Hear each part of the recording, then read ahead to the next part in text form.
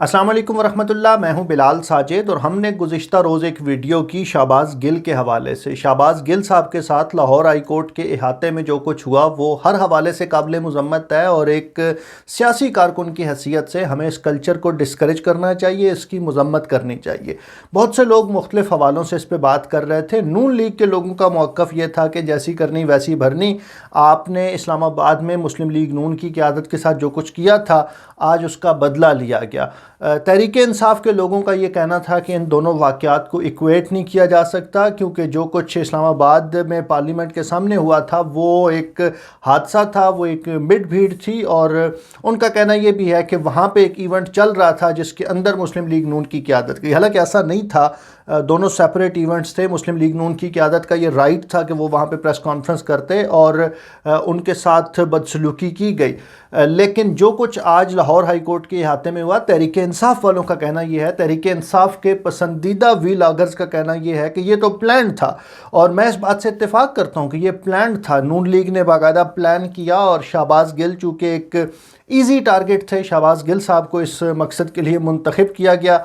और अगर तमाम सियासी जमातों की क़यादत ने इस कल्चर को डिस्करेज न किया तो इस तरह के वाक़यात हम ज़्यादा फ्रीक्वेंटली देखेंगे। इससे पहले भी मुझे याद पड़ता है कि कसूरी साहब, मुशर्रफ साहब के जो एडवाइज़र थे, वकील थे, उनके साथ ये हुआ था। अरबाब ग़ुलाम रहीम साहब के साथ भी सिंध में ये हो चुका है। जूता फेंकने के वाक़यात भी इससे पहले कई दफ़ा हो चुके हैं और तमाम सियासी जमातें, तमाम बड़ी सियासी जमातें इसमें इन्वॉल्व रही हैं। इस हवाले से तहरीक इंसाफ को सिंगल आउट करना, जिस तरह के पिछले वाक़ये में जब इस्लामाबाद के अंदर इशू हुआ तो उसके बाद बहुत से लोग थे, मंसूर अली ख़ान जैसे लोग थे, जिन्होंने तहरीक इंसाफ पे बहुत तबर्रा किया और उन्होंने कहा कि ये तहरीक इंसाफ ने ये वाला कल्चर इंट्रोड्यूस कराया। मैं समझता हूँ कि तहरीक इंसाफ को इस हवाले से ब्लेम देना, 100% ब्लेम देना, ये थोड़ी ज़्यादती है। तमाम सियासी जमातें अपनी अपनी इस्तात के मुताबिक मुख्तलिफ़ मौक़ों पर, मुख्तलिफ़ जगहों पर इसमें कंट्रीब्यूट करती रही हैं। ये तो एक बात हो गई। मैं जिस हवाले से ज़्यादा बात करना चाहता हूँ वो शाहबाज़ गिल साहब का रिएक्शन है। शाहबाज़ गिल साहब ने एक बड़ी लंबी चौड़ी प्रेस कॉन्फ्रेंस की इस इंसिडेंट के बाद और उन्होंने मुस्लिम लीग नून को बताया जी कि असी तुहाडी मंजी ठोक रहे सां, असी तुहाडी मंजी ठोकते रहेंगे। ये एग्जैक्ट अल्फाज थे उनके, इसलिए मैं कोट कर रहा हूँ। साथ जो चीज़ उन्होंने बार बार मेंशन की और जिस पे बहुत ज़्यादा एम्फिसाइज़ किया वो ये था कि मैं जटां दा मुंडा हैगा, मैं गिलां दा मुंडा हैगा, असी जनाब इस तरह कर देंगे, 7 पिंड साढ़े अपने हैगे, 25,000 मेरा अपना वोट जो, या पता नहीं 15,000 उन्हें किया।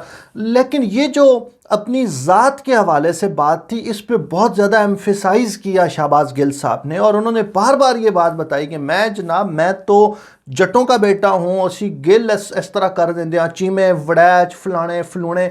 वो एक पूरा उसने वो जो हमारा पंजाब का एक कल्चर है ना, ज़ात पात का कल्चर, उसको पूरी तरह हाईलाइट किया। और अपने सारे आर्गूमेंट की बेस ये थी कि चूँकि मैं जटों का मुंडा हूँ इसलिए मैं बदला ज़रूर लूँगा और मैं पहले भी मैदान में खड़ा था और मैं फिर भी मैदान में खड़ा रहूँगा। अच्छा, अब ये वाली जो बड़कें थी ना, ये पंजाबी फिल्मों वाली बड़कें थीं, ये थड़ों वाली बड़कें थीं, ये रिक्शा स्टैंड वाली बड़कें थीं, ये पंजाबी के गानों में भी अच्छी लगती हैं, जटां दे गाने बन गए वगैरह वगैरह, सारियाँ चीज़ां ठीक है गियाँ। प्रॉब्लम ये है कि सर अगर आप पढ़े लिखे आदमी हैं, अगर आपने पीएचडी कर रखी है, अगर आपने इल्म हासिल कर रखा है और इतना ढेर सारा इल्म हासिल करने के बाद भी अगर आप ज़ात पात के निज़ाम पे उसी तरह से यकीन रखते हैं जिस तरह साढ़े पिंड च चौधरी फजल दीन रखता है या मलिक सफदर अमान रखता है, तो मतलब फिर ए फिक्रा कहण च सानू कोई आर महसूस नहीं होती कि कुछ लोगों का तालीम भी कुछ नहीं बिगाड़ सकी। यानी शाहबाज़ गिल साहब की जो गुफ्तगू थी उसमें बहुत सी चीज़ों पे एतराज़ किया जा सकता है, बहुत सी चीज़ों पे तायीद या तरदीद की जा सकती है, लेकिन ये एक पहलू ऐसा है जिस पे हमारे यहाँ आम तौर पे बात नहीं की जाती। देखें ना, ये ज़ात पात का निज़ाम किसने इंट्रोड्यूस कराया, कैसे इंट्रोड्यूस कराया है? भाई अगर हमारा ईमान ये है कि सारे लोग एक आदम की औलाद हैं और आदम इस दुनिया में पहले इंसान थे अलैहिस्सलाम और उसके बाद सब लोग उनकी नस्ल से हैं, तो फिर कैसे एक शख्स चौधरी हो जाता है और कैसे एक शख्स कमी हो जाता है? ये तो हमारी तकसीमें हैं। और इन तकसीमों पे अगर कुछ लोग इतराते हैं, कुछ नाज करते हैं, जो हमारे पिंडों देहातों का एक कल्चर है, तो चले उसको इग्नोर किया जा सकता है। लेकिन अगर हमारे पीएचडी डॉक्टर्स, अगर हमारे पढ़े लिखे समझदार सियाने लोग भी इन पे बात करेंगे और इनको हाईलाइट करेंगे और इस पे अपना पूरा آرگومنٹ بلڈ کریں گے تو مطلب یہ کوئی بات نہیں ہے۔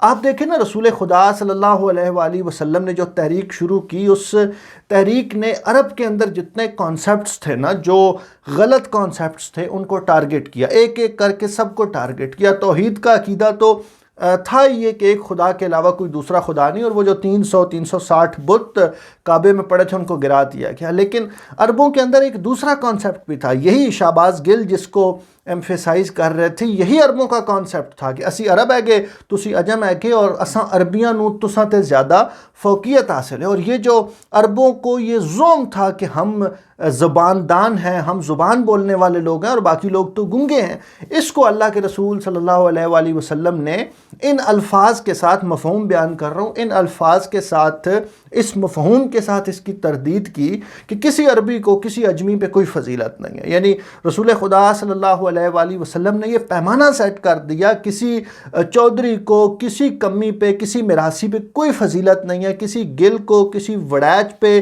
کسی بٹ پہ، کسی کشمیری پہ، کسی ارائیں پہ، کسی امان پہ، کسی نیازی پہ ذات پات کی بنیاد پہ فخر، برتری یا اس کی بنیاد پہ آرگومنٹ بلڈ کرنا، یہ زمانہ جاہلیت کی باتیں ہیں۔ اور مجھے یاد پڑتا ہے کچھ عرصہ پہلے ہم پاکستان میں تھے اور ایک ایشو تھا، ایک اسی طرح ذات پات کی بنیاد پہ ایک لڑائی ہو گئی، اور ہم وہاں پہ بیٹھے ہوئے تھے، ہم اس جرگے میں بیٹھے ہوئے تھے، تو وہ سارے جو ہمارے بڑے بزرگ تھے وہ سارے باتیں کر رہے تھے، اور بہت سی باتیں ہو رہی تھی کہ اس نے یہ کہا اور اس نے یہ کہا اور وغیرہ وغیرہ۔ تو میں نے وہاں پہ جب مجھے موقع ملا تو میں نے یہ عرض کیا کہ حضور، یہ جو رسول خدا صلی اللہ علیہ وآلہ وسلم کی حدیث ہے نا کہ کسی عربی کو کسی اجمی پہ کوئی فوقیت نہیں، اس کا ترجمہ جب منبر رسول سے ہو تو اس کا ترجمہ یہ ہونا چاہیے کہ کسی امان کو کسی نیازی پہ اور کسی نیازی کو کسی امان پہ کوئی فوقیت نہیں ہے۔ اور ہم چونکہ اٹک میں ہیں تو اٹک میں دو بڑی قومیں ہیں، امان اور کھٹڑ، تو وہاں پہ یہ تھا کہ کسی امان کو کسی کھٹڑ پہ اور کسی کھٹڑ کو کسی امان پہ کسی قسم کی کوئی فوقیت نہیں ہے۔ اور یہی وہ بات ہے جو ایک پڑھے لکھے آدمی سے ایکسپیکٹ کی جاتی ہے، یہی وہ رویہ ہے جو کسی پڑھے لکھے آدمی کو اپنانا چاہیے۔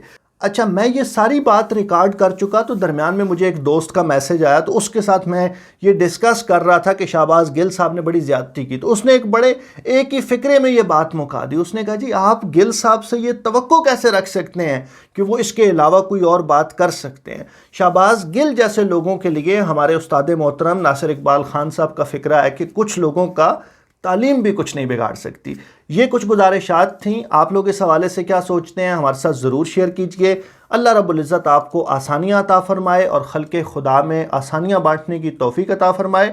بہت شکریہ۔